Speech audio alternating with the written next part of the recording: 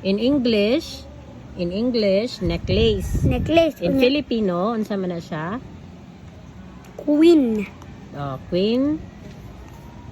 S. Quintas. Quintas. Okay, now, Bisaya man ang quintas. pwede man po siya sa Filipino. Kay borrowed word man na siya. So, arita, unsa ni nga sound? Key. Dayon, kanya? S. Unsa ni siya sa Filipino? Filipino. Queen. Quintas. How about this one? Unsa man ni siya? Ay, kuwanan man ni frog, no? Unsa gani na? Kuwan ay.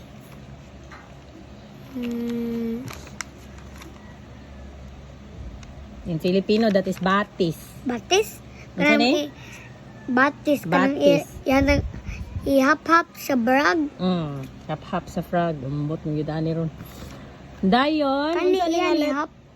Hap. Mag-hap-hap ako andira. Ang Unsay first letter sa batis? Batis. Unsa na nga B. first? B. Dayon ang last letter. S. S. Very good. Balik tari ha.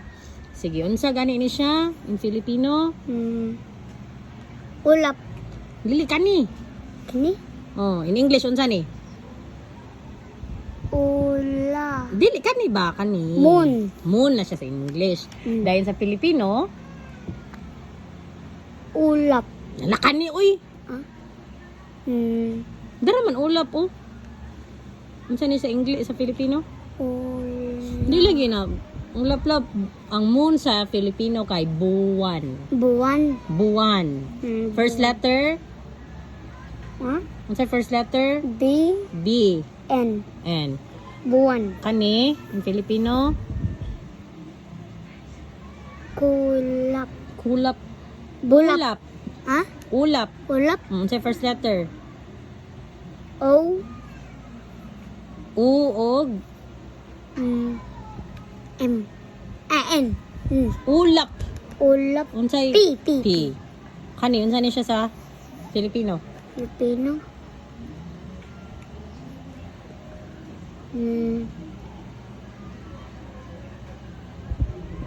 Kubo.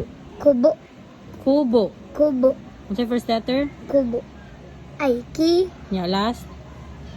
O. Kani? Kambing. Kani? Necklace sa English. Mm. Unya, quintas. Okay, very good. Kani? Unsa ni sa English? Star. Sa Filipino?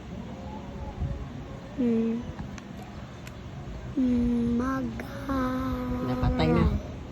Unsa ni? Garal. Bituin lagi na. Between. Unsa ni?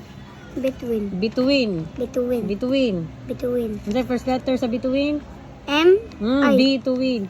B. B. N. Between. Kani unsa ni siya? Pag. Mag. Bata.